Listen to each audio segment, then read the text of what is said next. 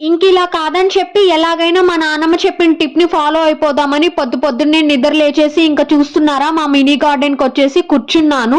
కూర్చొని rose ప్లాంట్స్‌ని blackmail చేస్తున్నాను. ఇదిగో మీరు ఈ రోజు పుయ్యకపోతే మిమ్మల్ని పడేస్తాను. ఇంకా మీకు వాటర్ పొయ్యను అని బ్లాక్‌మెయిల్ చేస్తున్నాను. మా నాన్నమ్మ చెప్పేది ఇలా ఏవైనా చెట్లు ఫ్లవర్స్ పుయ్యకపోయినా, కాయలు కాయకపోయినా ఇట్లా వాటిల్ని ఇట్లా పడేస్తాము, వాటర్ పొయ్యము అలా ఇలా మాటలు చెప్తే చెట్లు గూడా మాటలు వింటాయంట. అలా చేస్తే తొందరగా ఫ్లవర్స్ కానీ కాయలు కానీ వస్తాయని మా నాన్నమ్మ చెప్పేది.